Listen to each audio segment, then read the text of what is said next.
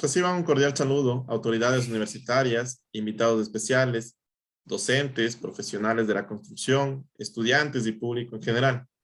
Continuamos con el 64º día del ciclo de conferencias El conocimiento no se detiene, Dr. Roberto Aguiar Falconi. Evento organizado por el Departamento de Investigación Científica de la Universidad de las Fuerzas Armadas ESPE en colaboración con el Grupo de Investigación CienciaLab. Solicitamos cordialmente la presencia del doctor Roberto Aguiar a este espacio, quien ofrecerá unas palabras.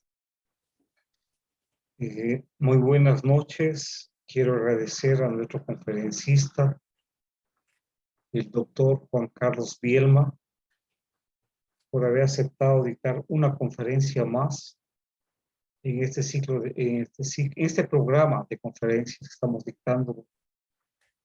Ya esta es la conferencia número 64. Todos los lunes no hemos fallado con las conferencias y estoy muy contento porque,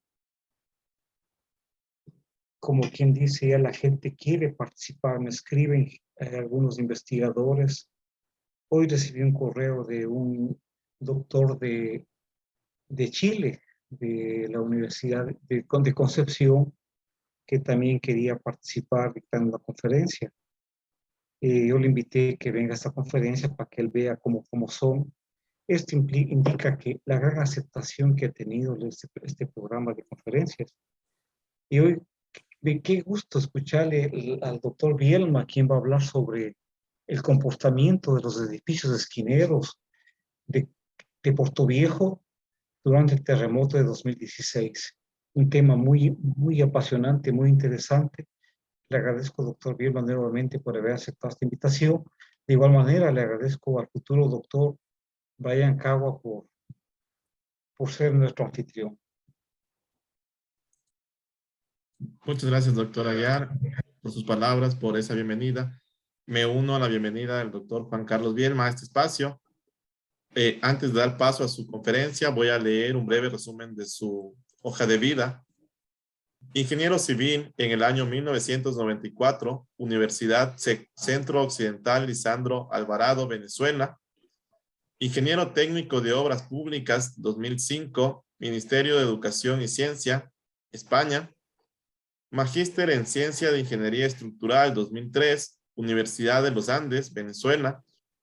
Doctor en Ingeniería 2008, Universidad Politécnica de Cataluña, España. Dentro de su experiencia en los últimos años, podemos destacar secretario académico, Escuela de Ingeniería Civil, Pontificia Universidad Católica de Valparaíso, Escuela de Ingeniería Civil, del 2018 hasta la fecha.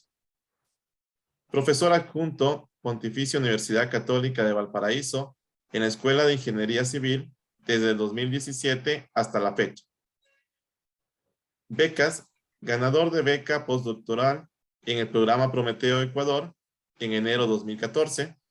Estadía de investigación en la UPC España, octubre 2012. Ganador de beca Erasmus Mundo, Unión Europea, para realizar estadía de investigación en la Universidad de Granada, septiembre 2010. Becario por la UCLA y FUNAYACHU para curso de estudio de doctorado en Ingeniería Sísmica y Dinámica Estructural en la Universidad Politécnica de Cataluña 2004-2007. Dentro de los premios podemos destacar Premio a la Docencia distinguida por la Universidad Pontificia Universidad Católica de Valparaíso 2019-2018, ganador del Premio a la Productividad Académica en la Investigación Universitaria, otorgado por el Consejo Nacional de Universidades, CNU, a través del núcleo de CDCHT, Venezuela. Quiero recordar que las preguntas referentes al tema de exposición pueden ser colocadas en la pestaña del chat y yo les voy a transmitir al doctor Juan Carlos Bielma al final de su presentación. Estimado doctor, damos la palabra para su conferencia. Muchas gracias, ingeniero Cagua. ¿Puedo ya compartir mi pantalla? Sí. Perfecto. Sí, tiene permiso para compartir. Ok. Bien, aquí estamos. Ok, primero que nada, muchísimas gracias, doctor Aguiar, de nuevo por invitarme a este ciclo de conferencias. El saber no se detiene, el conocimiento no se detiene. Para mí es un placer siempre compartir con todos ustedes, especialmente con la gente de la ESPE, que tan buena acogida me brindó durante mi estadía como investigador Prometeo por allá en el año 2014. Bien, como muy bien decía el doctor Aguiar, vamos a hablar un poco acerca de la distribución o del efecto de la distribución irregular de la mampostería en la respuesta sísmica de edificios. Esta idea surge a raíz de la visita que realizamos junto al doctor Aguiar, junto al doctor Frau, al doctor Tornelo y al candidato doctor Abel Zambrano en el año 2017, luego del terremoto del año 2016, a la ciudad de Puerto Viejo, donde pudimos ver algunas de las consecuencias del terremoto sobre las edificaciones y que dio posteriormente paso a un proyecto del IPGH, Instituto Panamericano de Geografía e Historia, del área de geofísica número 01-2018. Entonces, acerca de este tema les hablaré de acuerdo al siguiente índice. Primero les haré una breve introducción, una motivación de la investigación. Hablaremos un poco del problema, de la metodología empleada, de los resultados y finalmente hablaremos sobre las conclusiones. Esta conferencia la dicté hace apenas un par de meses en la ULEAM, invitado nuevamente por el candidato a doctor Abel Zambrano. Tuve la oportunidad de compartir nuevamente con mis amigos también de allí de Manta, lo cual siempre para mí es muy placentero. Bien, entonces, vamos a ver algunos de los resultados del proyecto denominado Potencial Destructivo generado por el terremoto de Ecuador del 16 de abril del año 2016, que ha sido realizado por, en primer lugar, el doctor Carlos Frau de la Universidad Tecnológica Nacional, UTN de Argentina, el candidato a doctor Abel Zambrano de la Universidad Laica Eloy Alfaro de Manabí, y por mi persona.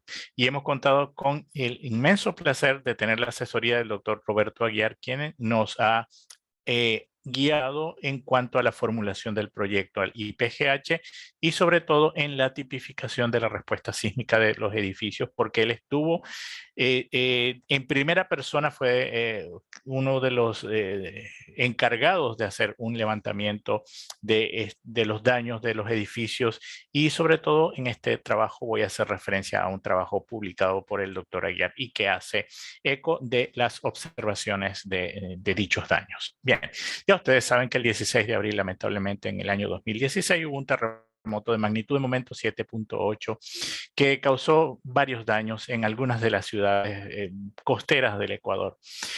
Generó lamentablemente un gran número de víctimas y también generó muchos daños a la infraestructura y a los edificios. A raíz de la visita que ya les había comentado a la ciudad de Puerto Viejo, en la etapa, nosotros cuando fuimos estaban ya en la etapa de remoción de escombros. Habían demolido ya algunos edificios. Para mí personalmente fue bastante impactante porque tuve el placer de conocer Puerto Viejo, invitado por la universidad de allí a dar unas conferencias, y me alojé justamente en uno de los edificios que fue severamente dañado por el terremoto. No llegó a tumbarlo, no llegó a colapsarlo, pero dio pie posteriormente a una reparación que el doctor Aguiar muy amablemente, y un reforzamiento que el doctor Aguiar muy amablemente nos mostró, que era el Hotel Ceibo Dorado, todavía lo recuerdo.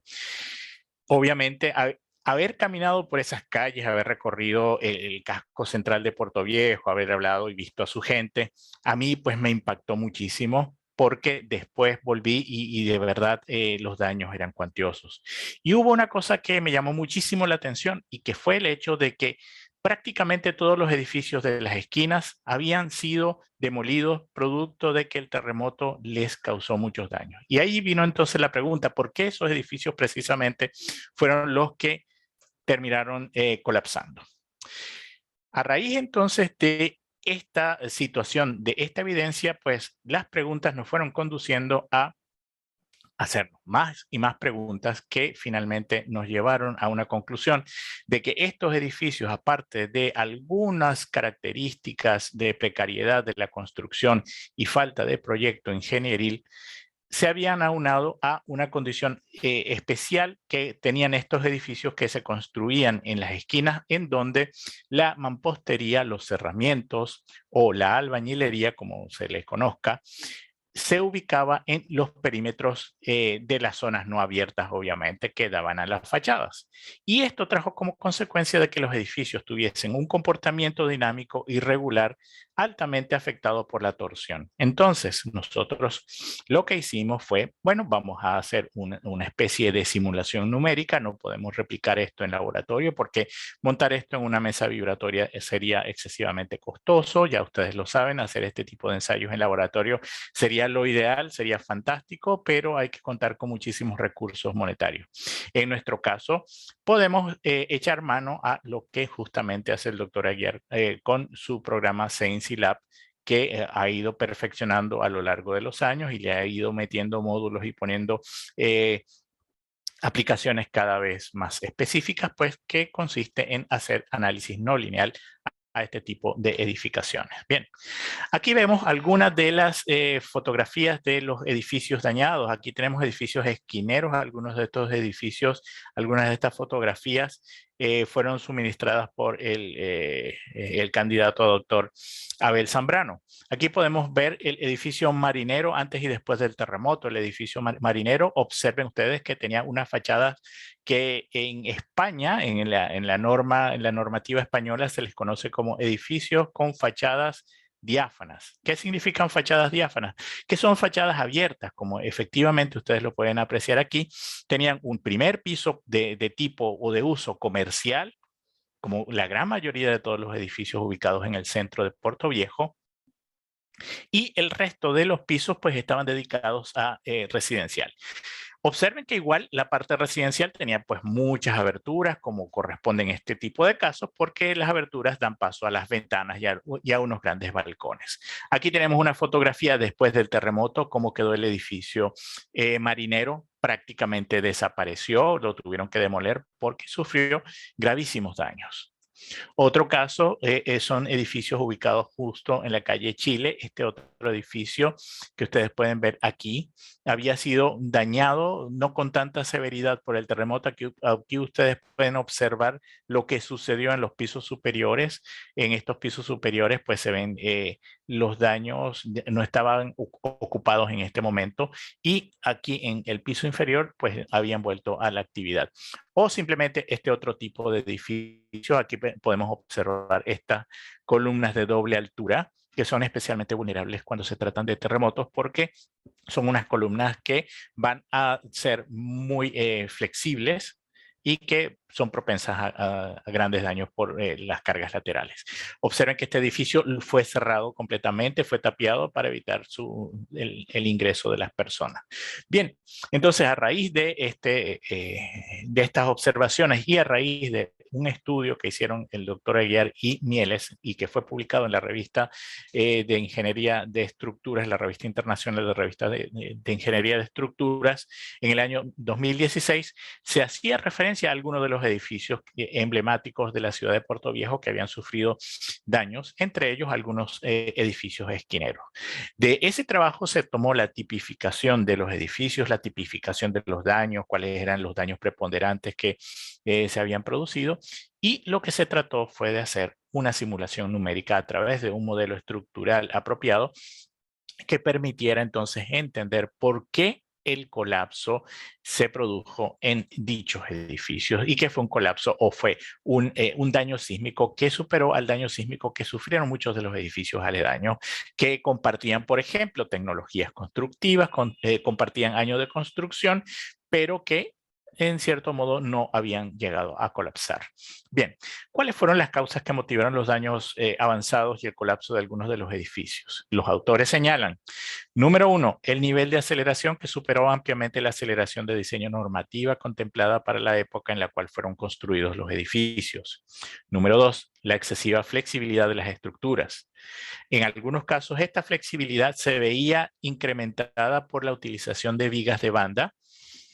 Las vigas de banda, como se las llama en Ecuador, o las vigas planas, como se les conoce en el resto de Latinoamérica, o vigas no profundas, como se les conoce en España, son unas vigas que hacen que los marcos resistentes tengan una mayor desplazabilidad y sean mucho más flexibles, ¿ok?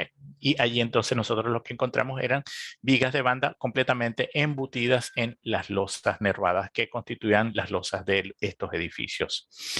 Muchos de estos edificios presentaban construcciones de ampliaciones verticales que muchas de ellas no habían sido permisadas o no habían sido supervisadas por ingenieros o no habían sido proyectadas por ingenieros. La existencia de plantas bajas diáfanas, ya les hablé de estas plantas bajas diáfanas por efectos de las necesidades comerciales que existían allí en la zona central de Puerto Viejo. Y en algunos casos específicos se presentó el efecto de sitio en algunos emplazamientos de la ciudad. En este punto es importante que nosotros señalemos que la capacidad de los edificios sometidos a ambientes corrosivos, tal como es el caso de Puerto Viejo, zonas aledañas, cercanas a la costa o que sean usuarias de muchos de los agregados áridos para la fabricación del hormigón, pues presentan problemas asociados con la corrosión. En algunos casos, pues los problemas de la corrosión quedaron evidenciados cuando se estaban demoliendo algunos de estos edificios. En otros casos simplemente son vicios ocultos que solamente cuando colapsan partes de las estructuras se pueden observar. Hay que indicar que en este estudio no se tiene este alcance de estudiar cuál es el efecto de la corrosión sobre el posible colapso de los edificios, aunque es importante indicar que en la actualidad existen muchos estudios que se están enfocando en estudiar cómo se produce este efecto de colapso de edificios gracias también a la colaboración de la corrosión. Bien, aquí no me salió el símbolo de la convolución, pero todos ustedes saben que esta es la fórmula que define el riesgo. El riesgo en general, este es un riesgo multifactorial.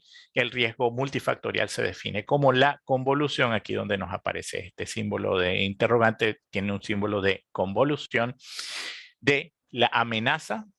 Sabemos que sobre la amenaza no podemos hacer nada, solamente correr, irnos lejos de ella, pero no podemos explicarle a las personas, sabe que no puede usted vivir en la costa, usted tiene que dejar su casa, usted tiene que dejar sus propiedades, tiene que dejar sus tierras, porque tiene una amenaza grande. Ahí nadie lo entendería, lo verían a usted como un simple loco y no sería una medida en absoluto aceptada por la colectividad. Sobre la amenaza, repito, los ingenieros no tenemos nada que hacer. Es la naturaleza que habla, la naturaleza que se manifiesta de cuando en cuando y que nos da desagradables sorpresas, y con esto nosotros tenemos que convivir. En cambio, con el siguiente factor, que es la vulnerabilidad, aquí sí tenemos mucho que decir, sí tenemos que hacer y tenemos mucho de qué arrepentirnos. ¿Por qué? Porque quienes construyen la vulnerabilidad somos los ingenieros civiles. Somos los encargados de que las edificaciones sean o no vulnerables. Si no somos observantes de las normativas, si no prestamos atención a nuestros cálculos, si no valoramos el trabajo del ingeniero calculista, si no apreciamos las recomendaciones de los expertos como el doctor Aguiar, que lleva años y años y años dedicado a sensibilizar a las personas, a educar a las personas para que hagan construcciones sismo resistentes mucho más seguras, pues no estaremos haciendo nada en favor de mitigar este factor que es la vulnerabilidad.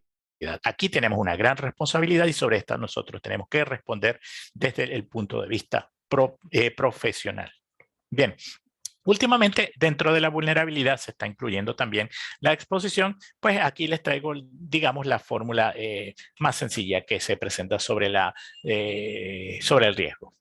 Bien, hablemos un poco acerca de la metodología empleada. Ya les dije que hicimos una simulación numérica, preparamos un modelo estructural que llevara entonces un arquetipo representativo. No es un arquetipo exacto de los edificios existentes en Puerto Viejo, pero se trataba de un arquetipo que representara de la mejor manera posible las tipologías estructurales que estaban presentes allí, que eran prácticamente de edificios de marcos con estas vigas de banda que ya les he compartido. Bien, este arquetipo de los edificios va a representar una geometría general, representativa entonces de el número de pisos, el número de vanos en cada una de las direcciones, las geometrías de las secciones transversales de columnas, vigas de banda, losas y otros elementos estructurales que conformaban entonces los modelos estructurales, manteniendo también las características mecánicas como por ejemplo el módulo elástico del hormigón, la resistencia del hormigón, etcétera, etcétera. Lo típico que se hace en este tipo de casos. Bien. ¿Cuál fue la novedad que nosotros incluimos la mampostería para...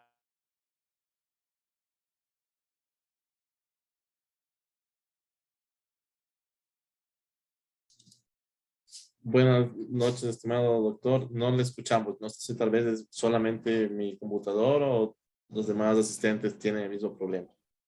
Sí, sí se le escucha. Buenas noches. Sí, le escucho. Vale. Sí, sí le escuchamos. ¿Puedo seguir? Sí, sí. Buenas noches, sí se escucha claro.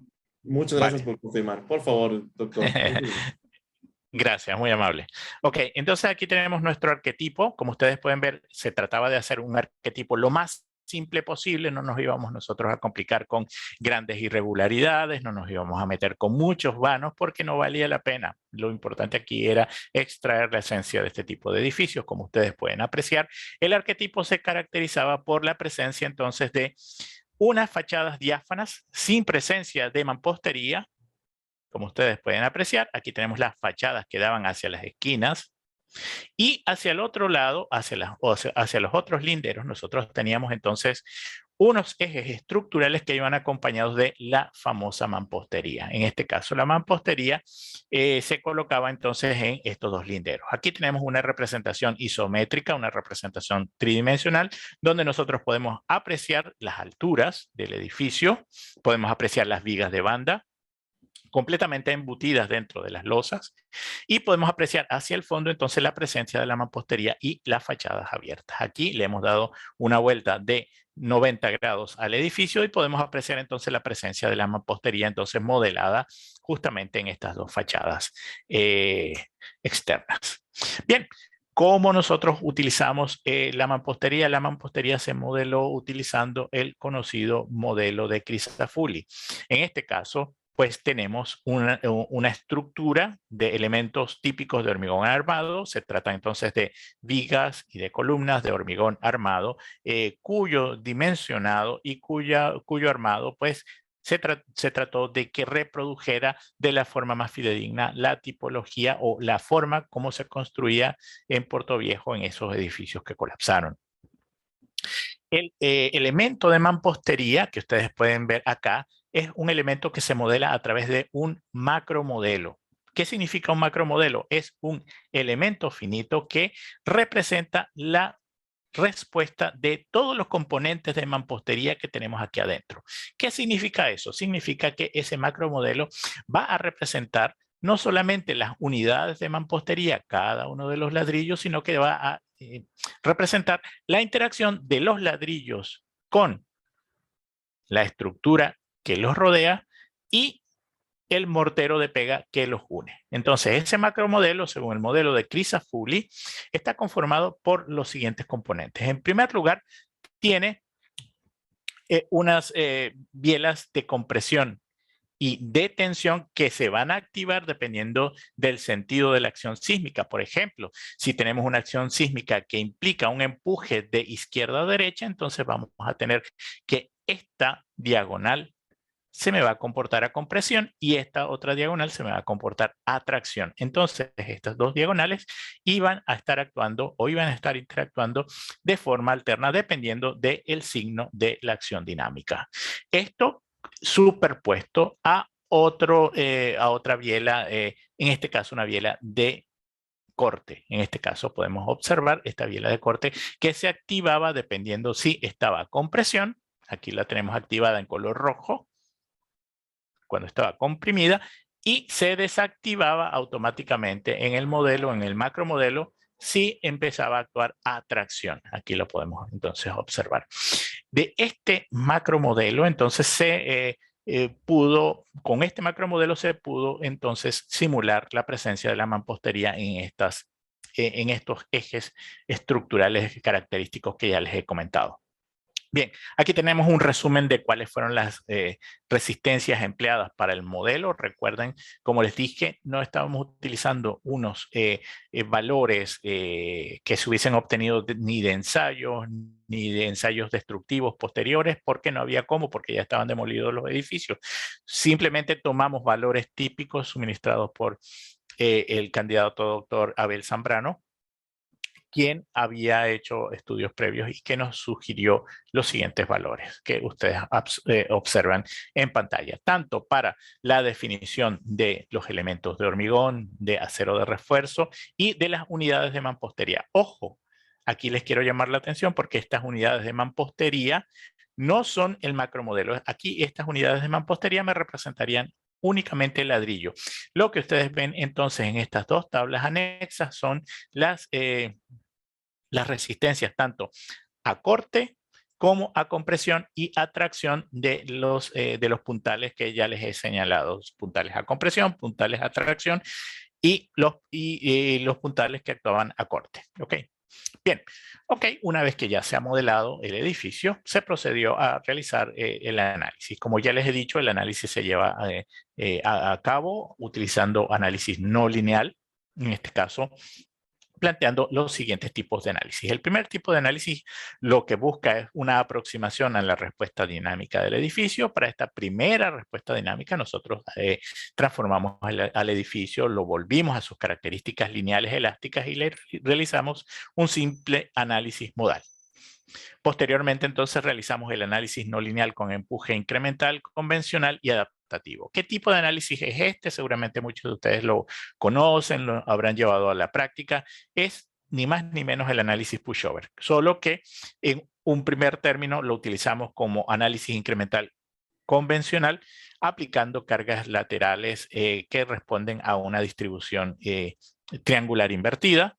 Y el adaptativo, que simplemente consiste en inicializar el patrón de cargas laterales con una distribución uniforme a toda la altura del edificio, y a medida que se va avanzando en los pasos de aplicación del análisis, pues se realiza en cada uno de estos pasos el análisis modal, se aplica un análisis modal, se determina una nueva distribución de las fuerzas laterales que obedecen al mismo patrón de distribución modal. Recuerden que a medida que el edificio entonces se va analizando, el edificio va perdiendo sus capacidades, sus características originales elásticas, comienza a sufrir daño y se altera entonces su respuesta. Al alterarse esa respuesta, obviamente se altera el patrón de distribución de fuerzas modales. Y finalmente realizamos el análisis incremental dinámico o análisis IDA. Bien, aquí tenemos entonces un resumen de cuáles son este tipo de análisis que nosotros realizamos. Como ustedes podrán apreciar, el análisis modal forma parte de los tipos de análisis dinámico, solo que se realiza, como ya les he dicho, en rango lineal elástico. Mientras que el análisis con empuje incremental o análisis pushover es un análisis de tipo estático, por eso viene por esta ramita que tengo por acá, pero que se hace en rango no lineal. Es una primera aproximación. Pros y contras de este análisis incremental pushover es que el análisis pushover es rápido, con ciertas limitaciones, es rápido, pero que nos da una muy mala ponderación de lo que es la respuesta de la estructura cuando la estructura no tiene cierta regularidad. Y obviamente nosotros habíamos modelado ex profeso una estructura para que se comportara de forma irregular. Ya veremos los resultados que obtuvimos. Y finalmente tenemos el análisis dinámico, que como ustedes pueden ver es un análisis dinámico, se origina a partir de una serie de análisis de historia en el tiempo. O sea, se toman varios registros de aceleraciones y se aplican de forma escalada progresivamente a la estructura, haciendo que la estructura vaya entrando en unos estados de daño cada vez más elevados hasta que finalmente se alcanza el colapso de la estructura. Bien, entonces estos son los tres tipos de análisis que aplicamos. Entonces aquí en estas diapositivas les explico un poco de qué va cada uno de estos análisis. Esto forma parte ya, digamos, de lo que la literatura nos habla acerca del análisis modal. Ya se los he dicho con mis propias palabras, no se los voy a repetir para no consumir más tiempo. Análisis no lineal con empuje incremental y el análisis con empuje incremental adaptativo con su variedad de adaptación de las cargas laterales dependiendo de el patrón de distribución modal que se alcanzaba cuando la estructura ya estaba dañada. Bien. Y el análisis incremental dinámico o análisis IDA. Claro, cuando hablamos de análisis incremental dinámico, pues todos obviamente llegamos a un acuerdo de que es el análisis más exacto, más preciso, el que mejor nos va a dar evidencias de cuál es el comportamiento dinámico de una estructura. Sin embargo, como contra tiene que es un análisis computacionalmente muy costoso. ¿Esto qué quiere decir? Que conlleva a una serie de análisis que son muy largos en el tiempo, duran mucho tiempo y además produce un postproceso también largo y tedioso, sobre todo porque produce una cantidad enorme de resultados que a veces es un poco difícil, un poco tedioso postprocesar. Por eso hay que tenerle bastante paciencia y hay que consumir un poco de tiempo al realizar este tipo de análisis incremental dinámico. Bien. Aquí está la explicación del análisis incremental dinámico y entonces simplemente explicarles o comentarles que es un análisis que se va incrementando con unos incrementos de aceleración, simplemente son escalados de el acelerograma que se aplica a la estructura, a veces con unos escalados que van incrementándose de 5 en 5% hasta lograr que la estructura alcance el colapso. Ya vamos a definir efectivamente el colapso para que ustedes vean cuál es el criterio estándar establecido por los postulantes de este tipo de análisis que fueron Van Bazitkos y Allen Cornell. Bien, ¿cómo se determina para el análisis incremental dinámico la respuesta? La respuesta se va a determinar a través de unas curvas que se denominan curvas IDA. ¿Y dónde se consiguen estas curvas IDA? Las curvas IDA se obtienen a través de el valor de la aceleración que se ha aplicado, pero es un valor de aceleración del espectro elástico de respuesta obtenido con el acelerograma empleado. Esto es el acelerograma actual, o sea, el acelerograma que ha sido escalado, contra un valor de demanda en general.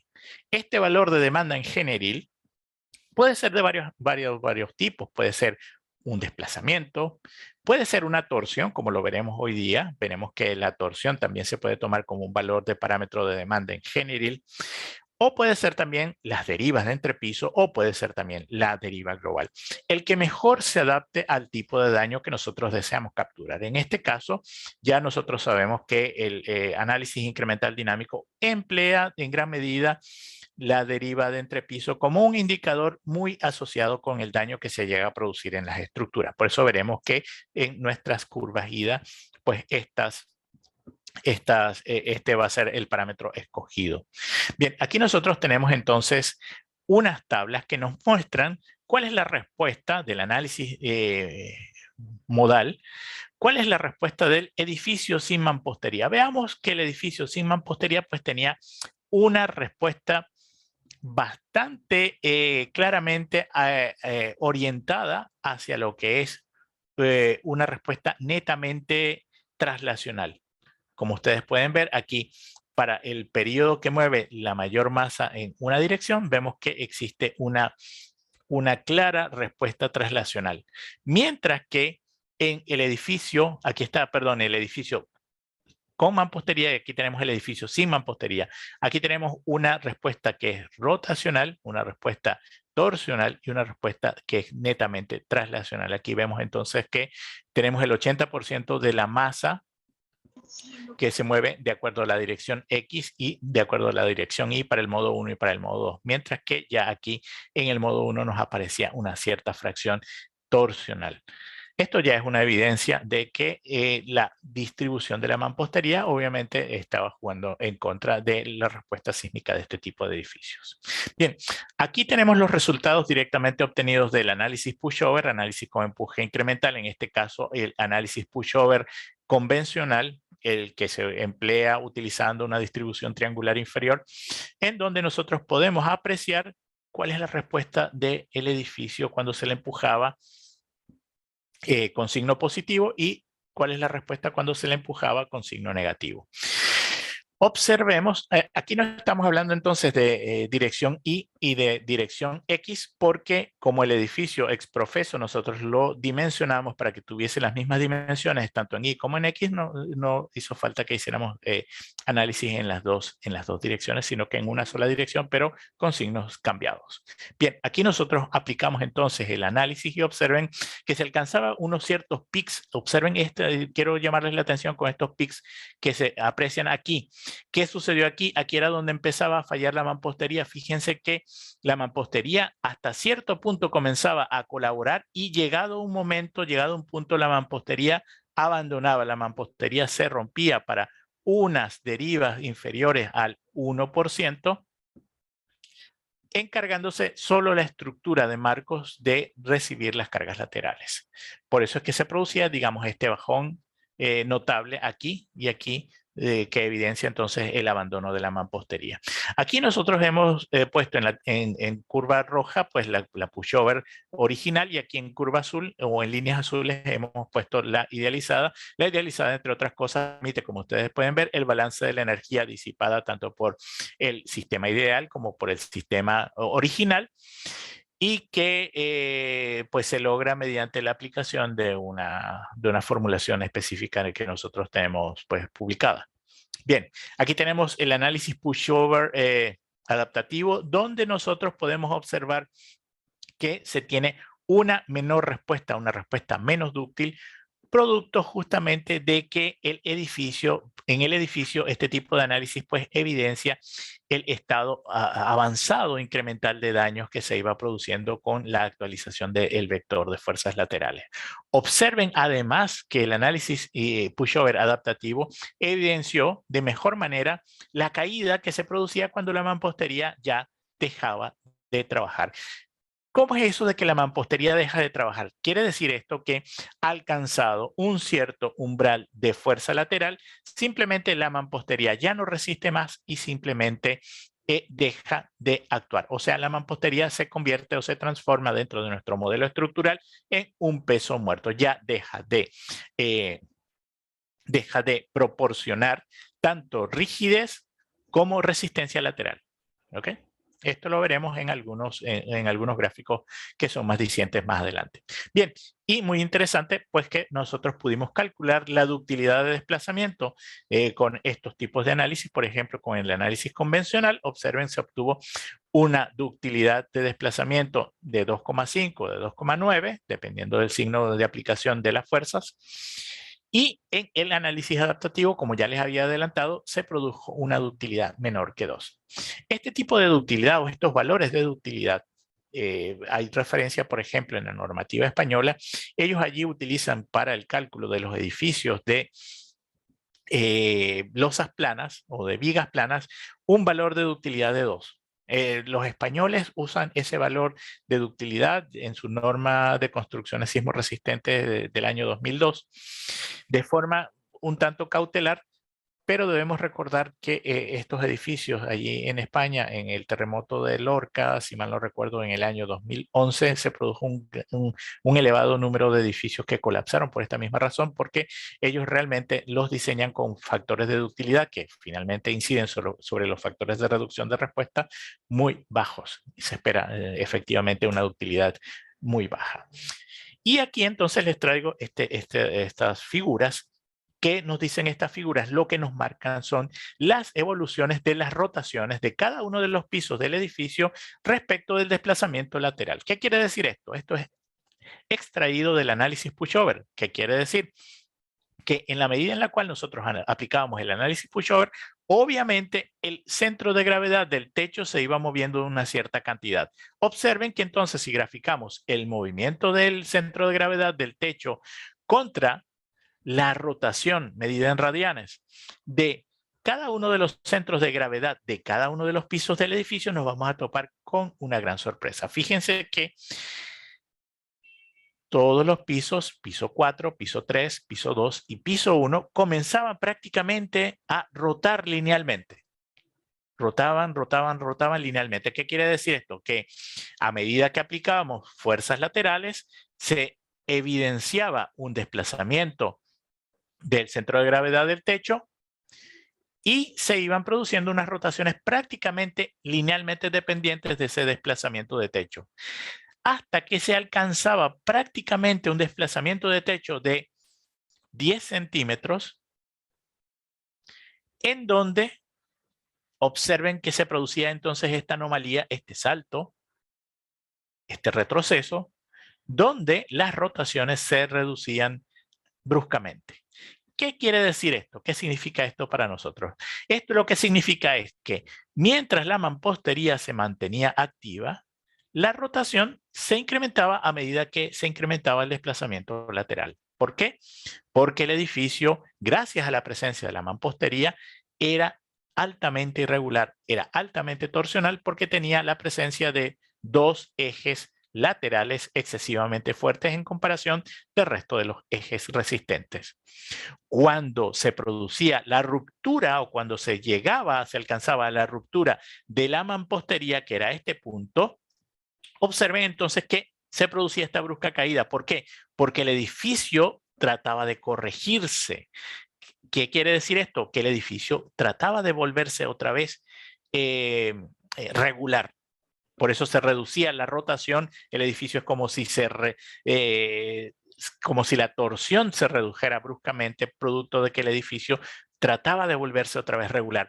Eso no desaparecía, la irregularidad no desaparecía del todo. ¿Por qué? Porque se mantenía una irregularidad en la distribución de la masa. ¿Por qué? Porque la mampostería se transformaba en un peso muerto sobre esos ejes estructurales. Estos son los resultados evidenciados a través del análisis no lineal con empuje incremental convencional, y estos son los resultados evidenciados a través del análisis no lineal adaptativo. ¿Ok? Observen que más o menos eran similares. Bueno, finalmente llegamos al análisis incremental dinámico o análisis IDA. Aquí tenemos los componentes o los registros de aceleración que se emplearon. Estos registros de aceleración fueron gentilmente conseguidos, gestionados por el candidato a doctor Abel Zambrano, y que fueron registrados en estaciones de Esmeralda, Pedernales, Puerto Viejo y Manta. Aquí tenemos entonces los nombres de las estaciones. Pares de componentes, empleamos pares de componentes de los registros con unos valores de peak ground acceleration que ustedes pueden apreciar aquí en esta tabla. Aquí tenemos los registros graficados, cada uno de los registros con su doble componente. Esmeraldas dirección este, Esmeralda dirección norte, Pedernales dirección este, Pedernales dirección norte, Puerto Viejo y Manta. A raíz de esos acelerogramas, pues nosotros obtuvimos una serie de espectros de respuesta, los espectros de respuesta de cada uno de estos acelerogramas, y aquí tenemos el espectro de respuesta promedio de todos los acelerogramas empleados. Y aquí tenemos, para comparar, tenemos el espectro elástico de diseño de la norma ecuatoriana de la construcción para un suelo tipo D, para que ustedes vean más o menos cómo quedaron las ordenadas espectrales, las ordenadas de los espectros de respuesta en comparación con lo que es el espectro de diseño de la NEC. Bien, aquí ya para ir cerrando mi presentación, les presento entonces los resultados de los análisis incrementales dinámicos para cada uno de los registros de aceleración. Observen que los análisis pues nos presentan esta forma muy parecida a la curva pushover, solo que un tanto más dispersa, con una dispersión en lo que representa las aceleraciones espectrales. Como ya les había adelantado, nosotros utilizamos un parámetro de demanda ingenieril que es la deriva de entrepiso. En este caso, en X tenemos las derivas de entrepiso expresadas en un porcentaje, mientras que en el eje de las ordenadas nosotros tenemos el parámetro de intensidad del terremoto. En este caso, el parámetro de intensidad del terremoto es la aceleración espectral que nosotros obtuvimos aplicando simplemente el periodo que mueve la mayor masa en la dirección del análisis sobre el espectro elástico de respuesta obtenido con el acelerograma escalado. Observen que esto nos da una curva monótonamente creciente. Aquí en color rojo les presento el promedio de las curvas en color rojo y la mediana de todas las curvas. Aquí la tenemos en color azul de forma segmentada.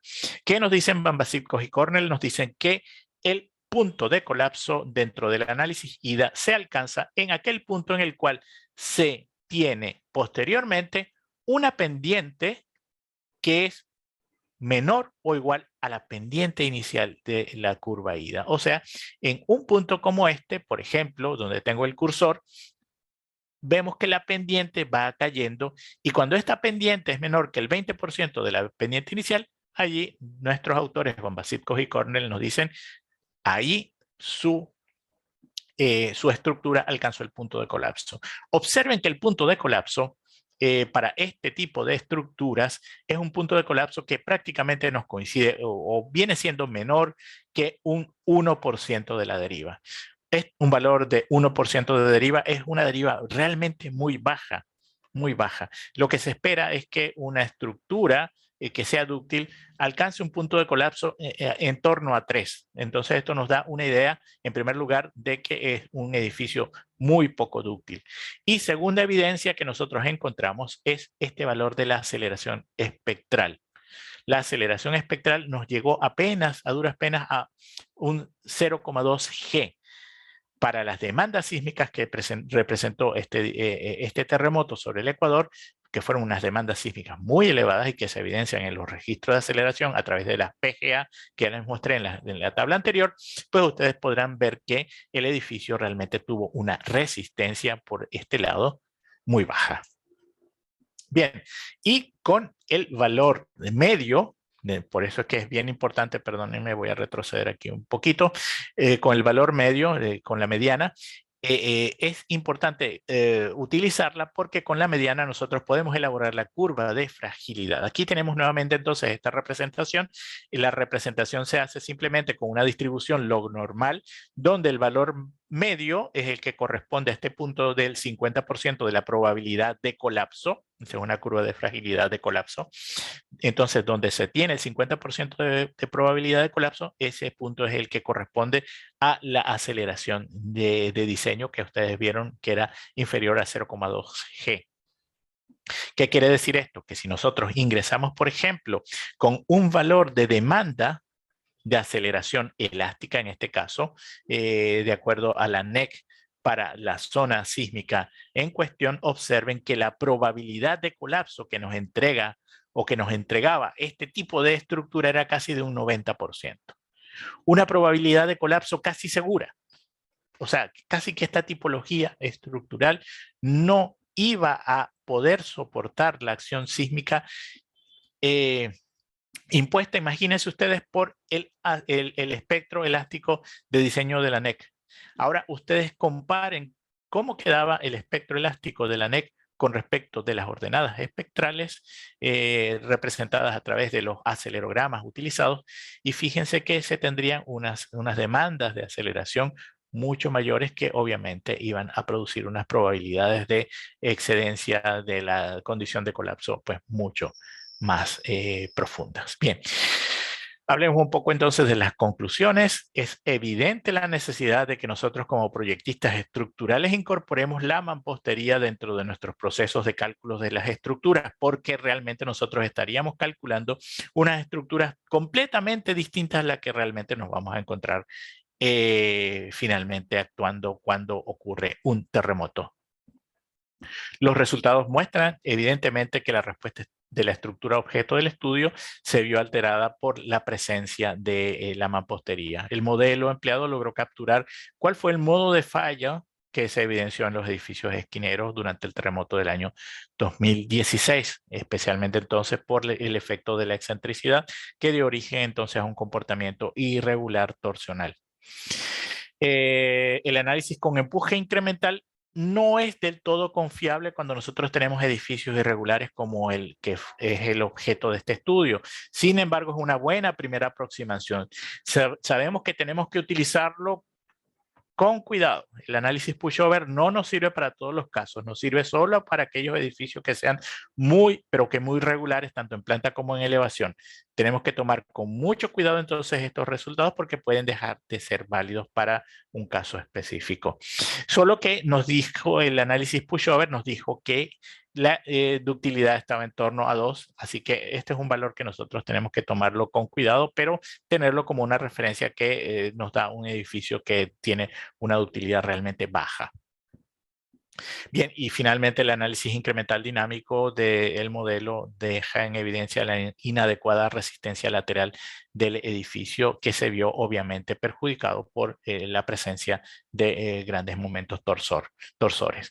Y la curva de fragilidad también pone en evidencia la baja capacidad resistente y la baja capacidad a desplazamientos que presentó el edificio, exigido en este caso por la aceleración de diseño que propone la norma ecuatoriana de la construcción, donde prácticamente se evidencia que este edificio tendría una probabilidad de colapso de casi 90%.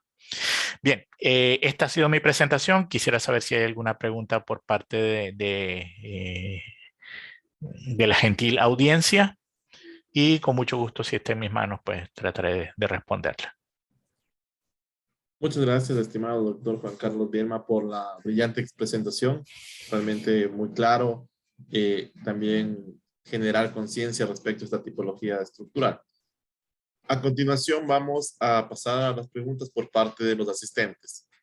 En una primera pregunta nos indican ¿qué sucede si se aísla la albañilería de la estructura porticada?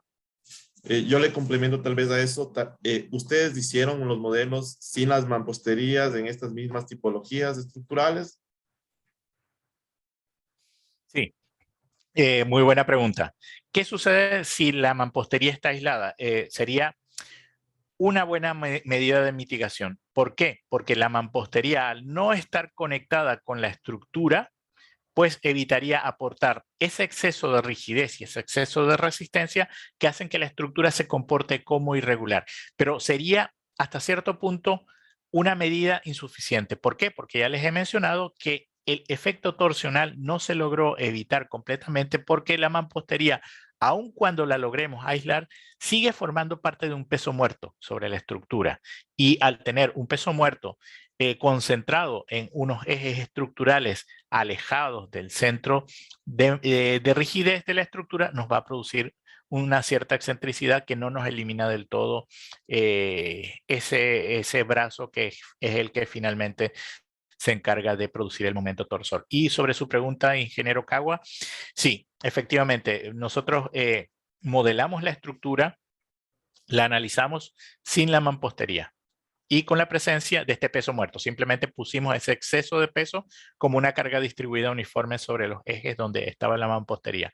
Y obviamente la respuesta fue torsional, pero no tan excesivamente torsional como cuando teníamos la presencia de la mampostería. Muy amable, muchas gracias por la respuesta. A usted. A continuación tendremos el ingeniero Félix Vaca, tiene alzada la mano. Ingeniero Félix Vaca, por favor. Buenas noches. Primero quisiera prestar un saludo a todos, saludar a Roberto y felicitarle por toda esta iniciativa que tiene de organizar este evento. Yo desgraciadamente no he podido juntarme mucho por un poco de interferencia de clases, pero yo quisiera participar un poco más de estas conferencias que son muy interesantes. La semana pasada yo no pude asistir, desgraciadamente, porque tuve un compromiso familiar, pero el tema es muy interesante. Le felicito pues al ingeniero Carlos Bielma. Es muy importante lo que se ha topado aquí.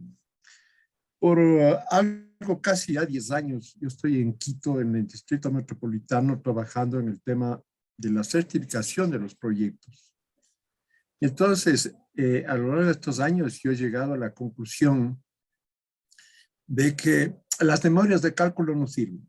Por ejemplo, sobre todo, especialmente cuando se trata de edificaciones pequeñas, de una hasta 2 pisos. Este país, Ecuador, yo le pondría desde este punto de vista, Ecuador, el país de los pórticos, porque nosotros solo utilizamos pórticos en todo esto. Y entonces, cuando hay, porque está aquí hablando de patologías de lo que hace la mampostería, y en el caso, por ejemplo, de la costa ecuatoriana, se dieron básicamente 2 patologías. La una que es el piso blando, lo que usted le está llamando, ¿cómo se llama? Y la otra es pues precisamente la torsión en planta que se da precisamente por la presencia de la mampostería. Entonces una cosa queda clara, la mampostería tiene que ver con el comportamiento estructural, sobre todo de edificios pequeños cuando el sistema de pórtico es pequeño. Yo quisiera mencionar lo que decía el profesor Bertero, más o menos decía lo siguiente: si yo tuviera dos estructuras, una bien estructurada y calculada por métodos aproximados y una segunda mal estructurada y calculado con todos los métodos de cálculo, yo viviría en la primera, dice. Entonces, ¿qué es lo que está pasando aquí? Entonces, yo tuve la oportunidad de participar en 2 años como investigador visitante en Texas y justamente me relacioné con un proyecto muy interesante que decía Estudio del comportamiento de la mampostería de Chile en CIMO 1985, una comparación para reconsiderar la norma ecuatoriana de mampostería.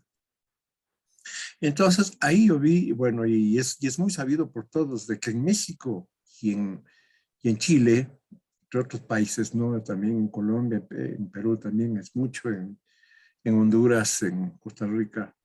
La vivienda básicamente se construye, el 95% de la vivienda se construye en base de mampostería portante. Entonces, aquí nosotros usamos pórticos. Entonces, cuando yo estoy revisando, por ejemplo, un estudio estructural de un edificio de 2 pisos, yo ignoro la memoria, porque yo ya sé cómo lo voy a encontrar. El ingeniero estructural ignora todo lo que está en el proyecto arquitectónico. Y luego, entonces, siempre, todo el mundo aquí en este país, no todos, digamos, un buen 95% de personas, solo ven un pórtico tridimensional en base de columnas, vigas y losas y no ven nada más. Cuando yo inicié este programa, digamos, de revisión de los estudios estructurales, yo pedí como primer requisito revisar la arquitectura, porque yo creo que en la arquitectura empieza el problema. Porque nosotros yo he trabajado ya con 20 años revisando proyectos, digamos, de tesis de arquitectura y he estado trabajando precisamente en eso para ver qué hacemos. Porque si yo tengo un papel, una mampostería que tiene características, el problema no es tanto aislarla, es mejor ponerla a trabajar. Entonces, si yo solo confino, si yo, por ejemplo, veo que si es que yo levanto una edificación y levanto primero la mampostería y después levanto las columnas, entre comillas columnas que ya vienen a ser unos elementos confinantes, la historia ha cambiado por completo, porque hay estudios de hechos en Macedonia, por ejemplo, en los cuales se ve que un sistema de mampostería, por tanto, comparado con el pórtico, es por lo menos 500% más segura. Disminuye los desplazamientos y todo lo demás, ¿no? Entonces, estos son los problemas de que no se toma en cuenta aquí para nada. Y definitivamente de esta experiencia que se tuvo, como usted bien decía, de esa experiencia que se tuvo en la costa, no se hizo una ingeniería forense adecuada, suficiente, de tal manera de sacar experiencias muy interesantes. Fabricio decía, el doctor Fabricio Yepes decía, o somos una sociedad demasiado resiliente, o qué es lo que está pasando. Sencillamente nos olvidamos rapidito de las experiencias y yo he visto con preocupación que en la costa se están volviendo a cometer los mismos errores de la construcción. Entonces yo desgraciadamente la semana pasada yo no estuve para ver el tema de los reforzamientos, pero yo ya me imagino que se enfatizó mucho en el reforzamiento por medio de manteniendo el sistema de pórticos. En edificios, por ejemplo, de vivienda, como hizo el ingeniero Patricio Plasencia en la Rodós, se tomaron muchas viviendas, digamos, de vivienda informal y se enchaparon las paredes y de esa manera se logró un sistema encajonado mucho más seguro que el sistema de pórticos. Entonces, esto es muy interesante. Ahora, entonces, concluyendo, nuestro medio no se ignora y no se modela definitivamente la mampostería. Se considera un elemento de relleno, pero que realmente ha demostrado que tiene más papel en el comportamiento estructural, más que el sistema porticado. Eso es lo que nosotros podemos ver, ¿no es cierto? Además, a mí me parece muy interesante el análisis que hizo, pero me preocupa, por ejemplo, que ustedes hayan adoptado una mampostería de 14 megapascales. Caramba, yo pregunto, ¿dónde hay esa mampostería en nuestro país? Porque yo he visto la autoría de ladrillo máximo de 4 megapascales, ¿no?, en todo esto.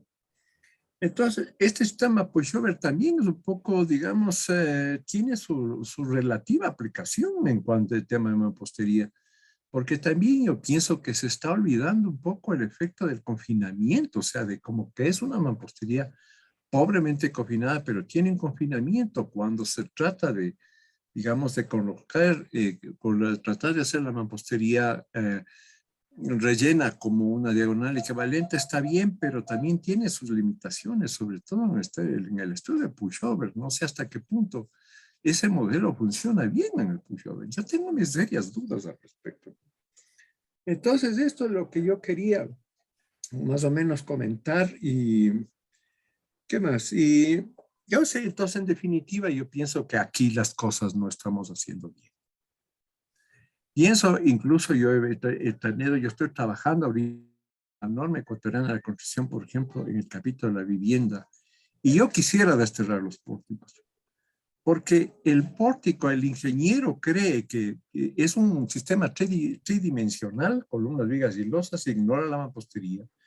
Y tomando en cuenta por ejemplo, unas sesiones de 25 por 25 losas planas incluso, no gobierna el pórtico. Definitivamente, la mampostería que se llena, que además es de una arbitrariedad y nadie sabe cómo funciona, y además de que nosotros tenemos la costumbre del cambio.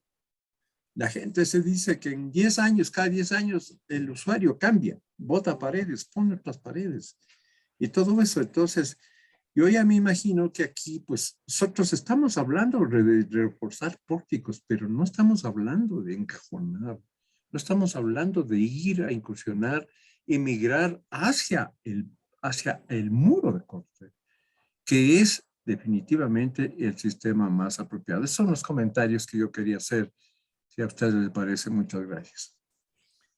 Muchas gracias, ingeniero Vaca. Realmente son muy valiosos sus comentarios en el aspecto de que resalta esos principios básicos de diseño que muchas veces dejamos de lado. Dejar de lado la presencia de la mampostería dentro de los modelos estructurales definitivamente es un error. Pensar que la estructura de marcos de pórticos se va a encargar de todo mágicamente es un error también. Pienso que tenemos que evolucionar hacia unos modelos estructurales mucho más completos, donde la presencia de la mampostería sea tomada en cuenta no solamente como un aporte de peso, sino como un aporte de rigidez y de resistencia, de forma tal de que, como usted mencionaba, no se tome en cuenta solamente el pórtico, sino que se transforme en un muro resistente. Obviamente también su comentario es muy valioso en cuanto a los limitantes de nuestros modelos numéricos. Los modelos numéricos nunca van a sustituir la realidad. Los modelos numéricos son una posible aproximación a esta realidad. Tratamos de hacerlo lo más consciente posible, pero también consciente de cuáles son sus limitaciones. Obviamente, cuando se tiene una estructura tan irregular, pensar en un análisis pushover es quizá un despropósito, pero se le puede utilizar como una especie de primera aproximación. Como cuando uno hace un cálculo aproximado de estructura, sabemos que esos valores no se pueden utilizar para diseño, pero son orientativos de por dónde vendría estando la respuesta de la estructura. Por eso es que hay que tener un cierto criterio de para qué nos sirven las herramientas. ¿Ok? De verdad, muy, muy valiosa su contribución, ingeniero Vaca. Gracias. Sí, recalco muchas gracias, ingeniero Félix Vaca, experto en nuestro país, en Ecuador, en mampostería, docente universitario, mi profesor, quien siempre está pendiente de lo que está pasando en mampostería y en los sistemas estructurales de nuestro país. Yo, a raíz del comentario del ingeniero Félix Vaca, donde dice, estamos cometiendo los mismos errores del pasado, quisiera hacer una pregunta, doctor Juan Carlos Bielma. Se ve actualmente construcciones con esta tipología estructural, siguen siendo esquineros, y tenemos mampostería en algunos ejes con una distribución irregular. ¿Qué comentarios amerita desde su parte, de su perspectiva, podemos nosotros hacer, tanto como ingenieros como sociedad, hacia esos sistemas estructurales?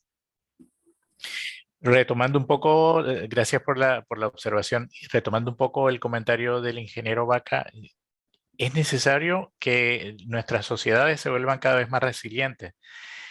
¿Por qué? Porque tenemos una memoria muy corta. Se nos olvidan las catástrofes.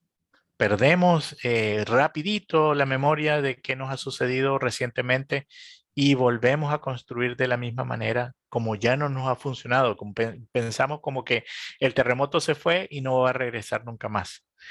La idea es que los ingenieros siempre seamos líderes de nuestras sociedades, pero no líderes para decir yo soy ingeniero y soy un ser superior. No, no, no. Es ser líderes en el servicio, servir a la colectividad diciéndole, ¿sabe qué, señor? Aunque usted me mire mal, aunque usted no esté muy contento con lo que yo le voy a decir, esa forma de construir no es la más adecuada. Tenemos que cambiar. ¿Por qué? Porque los principales perjudicados van a ser las personas que van a habitar ahí adentro. Los principales dañados, los principales heridos van a ser las familias que vamos a meter a vivir allí. Esas son las personas que van a salir perjudicadas. Decir esto muchas veces no es fácil, no es agradable. La gente no lo recibe con con mucha receptividad, pero es una labor que definitivamente tenemos que todos asumir. Desde el ingeniero que está en pie de obra hasta el ingeniero que a través de los servicios municipales tiene que finalmente que aprobar un proyecto. Todos tenemos que estar alineados en esta misma onda de hacer más resilientes nuestras construcciones. Y obviamente esto pasa por un proceso de maduración como sociedad, no solamente a nivel ingenieril, sino también a nivel social, que nosotros tenemos que adoptar estas medidas. Muchas gracias por su respuesta, doctor Juan Carlos Bielma. En este punto damos la palabra al doctor Roberto Aguiar para unas palabras. Nuevamente agradecer por la magnífica conferencia dictada por el doctor Juan Carlos Bielma. Muy buena conferencia, excelente conferencia, le felicito. Y nos queda siempre preocupaciones para seguir estudiando, seguir aprendiendo. Yo quisiera hacer un comentario paralelo.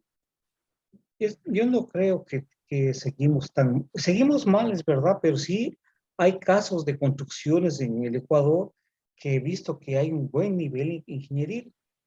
Estoy actualmente en Manta y por aquí veo unas estructuras de acero que tienen, por ejemplo, con muros de acero. Digo, qué bien, tiene muros de acero, tiene tensores, está bien estructurada.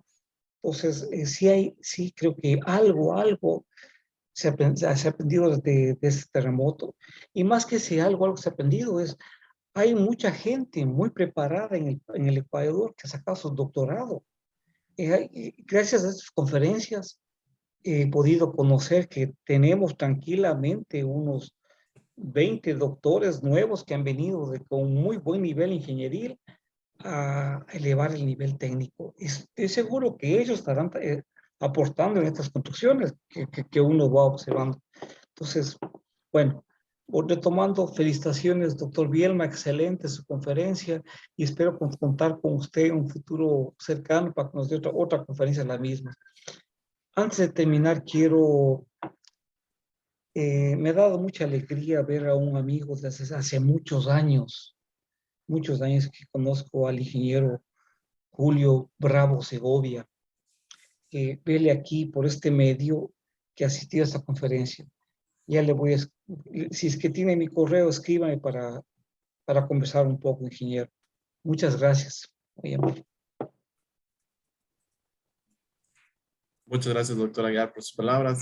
Ingeniero Juan Carlos Bielma, tal vez algún comentario final de su parte.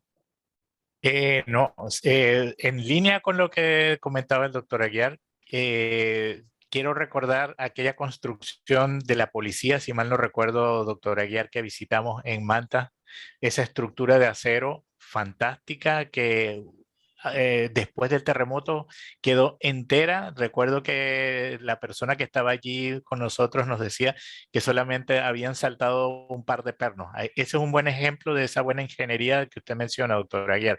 De hecho, la tengo como ejemplo en mis clases de acero aquí en Chile. Les muestro, miren, estudiantes, así es como se debe hacer una buena estructura de acero. Así es como se dimensiona y se calcula una buena conexión precalificada. Y aquí está el mejor indicador de un buen comportamiento de una conexión de acero.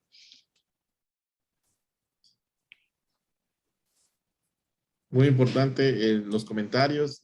Creo que, y bueno, y estoy consciente de que estas conferencias, este ciclo de conferencias, incrementarán el nivel de conocimiento de los ingenieros en el país y también la conciencia de la sociedad en base a estos comentarios que se están emitiendo. Antes de finalizar la conferencia, quiero otorgar el certificado de reconocimiento, doctor Juan Carlos Bielma, en agradecimiento a la difusión del conocimiento y su valiosa participación. Como expositor del ciclo de conferencias, El conocimiento no se detiene, doctor Roberto Aguiar Falconi, con el tema La irregularidad en la distribución de la mampostería y su efecto sobre el colapso de edificios esquineros de Portoviejo durante el terremoto de 2016. Firma, doctor Aguiar, organizador. Muchas gracias, de verdad, hermoso este documento, de verdad se pasaron. Muchas gracias. A usted, doctor, muy amable. Sí. A usted. Bueno, También, me despido entonces hasta la próxima, de verdad, muy agradecido. gracias a usted y también a todos los participantes. Recordamos todos los lunes 19 horas tenemos las conferencias por este mismo enlace. Que tengan una buena noche. Hasta una próxima oportunidad. Saludos y abrazos, que estén bien.